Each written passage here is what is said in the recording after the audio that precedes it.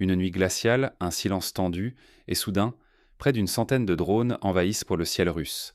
Nous sommes entre le 28 et le 29 décembre 2025. L'objectif n'est pas un simple site militaire, mais la résidence ultra sécurisée du président à Voldaï, cœur du pouvoir d'une nation nucléaire. 91 drones, synchronisés, foncent vers la cible. Un acte d'audace inédit. L'attaque vise directement la figure centrale de la Russie, franchissant une ligne rouge jamais dépassée dans le conflit ukrainien. Mais l'onde de choc s'étouffe dans les médias occidentaux. Silence, sarcasme, doute sur la véracité des faits. Pourquoi minimiser une tentative d'assassinat politique d'une telle ampleur ? Derrière ce déni, une question brûle. Qui maîtrise le récit, maîtrise l'influence et peut-être l'escalade nucléaire ? Pour comprendre la gravité de cette nuit, revenons sur les faits. Ce qui s'est joué ce 28 décembre n'était ni une provocation ordinaire ni un exercice. À 19h20, selon le ministère russe de la Défense, une attaque d'une audace rare est lancée. La cible, la résidence du président à Voldaï, symbole du pouvoir suprême, nichée au cœur de la région de Novgorod. Les assaillants ne visaient là plus des infrastructures secondaires. Leur but, frapper le centre nerveux du commandement russe. Franchir cette limite, c'était redéfinir les règles et défier Moscou sur son propre terrain. Les moyens déployés impressionnent. Les drones étaient nés lourds, à longue portée, manœuvrés avec une précision remarquable. 2 vagues, chacune de plusieurs dizaines d'appareils, rasent la cime des arbres pour échapper au radar. L'effet de surprise et la saturation des défenses sont au cœur de la stratégie. Au-dessus de Briansk, un changement de cap déroute les défenses russes. Les 2 groupes contournent les boucliers classiques et foncent vers Voldaï, exploitant les angles morts du système. La manœuvre aurait pu percer un dispositif jugé invulnérable. La riposte ne tarde pas. 49 drones sont abattus lors de la première vague. La seconde est stoppée presque aux portes de la résidence après des heures de combat. Aucun appareil n'atteint la cible.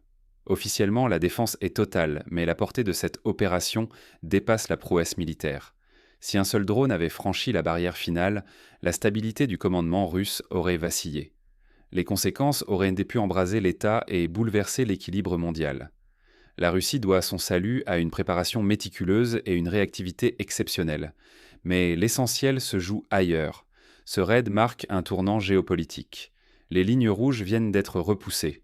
Ce choc secoue les chancelleries. Désormais, chaque décision prise à Moscou ou à Kiev risque d'ébranler l'ordre mondial. La secousse diplomatique s'annonce peut-être plus redoutable que l'attaque elle-même. En quelques heures, la nuit tragique de Voldaï déclenche une réaction en chaîne, bouleversant l'équilibre des alliances. Le Kazakhstan et l'Ouzbékistan condamnent l'attaque, évoquant une menace pour la région. Les Émirats arabes unis parlent de crimes odieux. L'Inde, habituellement réservée, exprime sa profonde inquiétude. La Chine, prudente mais claire, pointe la responsabilité des assaillants, apportant un soutien discret à la Russie. Face à ce mur de condamnation, l'Occident surprend par son silence, voire son scepticisme. Médias et chancelleries minimisent l'incident, certains doutent même de sa réalité. Cette fracture révèle l'isolement croissant des puissances occidentales, tandis que Moscou publie débris de drones et preuves pour rallier ses alliés. L'escalade ne tarde pas. Alexandre Loukachenko, président du Bélarus, parle de terrorisme d'État et suggère une riposte collective. Derrière les mots « une menace », le conflit pourrait s'étendre au-delà des frontières ukrainiennes. En quelques jours, la Russie évite le chaos et soude autour d'elle un bloc prêt à défendre ses intérêts. L'équilibre des alliances est fragilisé, chaque camp redoutant désormais que la prochaine étape ne soit irréversible. Mais alors que Moscou tente d'imposer sa version des faits, l'opinion internationale se divise. Au cœur de ce tumulte, un détail troublant surgit, semant le doute sur l'identité des véritables commanditaires. Et maintenant ? Quelles représailles la Russie prépare-t-elle, et le monde est-il prêt à en payer le prix ? Les signaux sont nets. Moscou a posé des bases juridiques et diplomatiques pour une riposte d'ampleur. Depuis cette nuit, le droit international est invoqué. Un consensus s'est formé avec les alliés non occidentaux, légitimant une réponse ferme. Pour la première fois, la Russie affirme publiquement son droit à une réponse sans précédent, censée défendre ses frontières et rétablir la dissuasion. À quoi s'attendre ? Plusieurs scénarios sont évoqués. Frappe sur Kiev, action cybernétique, attaque sur des centres stratégiques. Le Kremlin, soutenu par une large partie de l'Asie, de l'Afrique et du Moyen-Orient, n'exclut plus rien. Le risque d'un basculement vers la guerre totale n'est plus théorique. Depuis la crise des missiles de Cuba, jamais l'équilibre nucléaire n'a paru aussi fragile. L'Europe et l'Amérique du Nord doivent te choisir, poursuivre l'escalade ou tenter de désamorcer une tension qui menace la stabilité mondiale. Le monde se fracture, d'un côté ceux qui jugent la riposte russe légitime, de l'autre les défenseurs de Kiev, prêts à tout pour préserver l'image de l'Occident.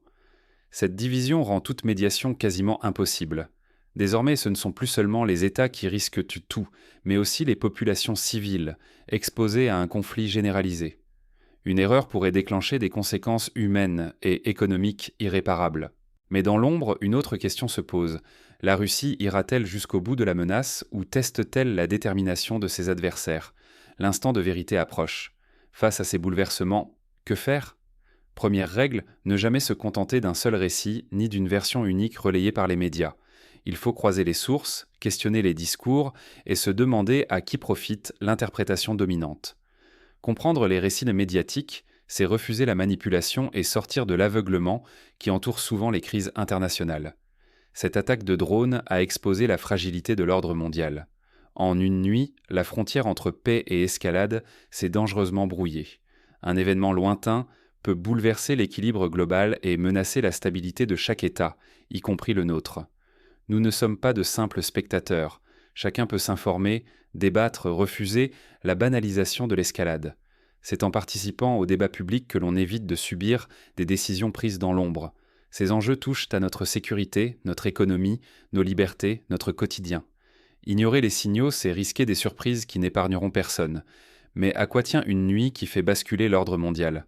Pour comprendre l'onde de choc, il faut revenir sur les faits et les réactions qui ont suivi. Face au raid de drones sur Voldaï, deux chemins s'ouvrent, subir l'histoire ou la comprendre pour agir. Ce n'est pas un simple épisode du conflit, mais un signal d'alarme. Ignorer ces événements, c'est risquer de perdre toute emprise sur l'avenir et de devenir la cible de la désinformation. La tentation de détourner le regard, d'adopter l'ironie ou le scepticisme comme certains médias occidentaux est forte.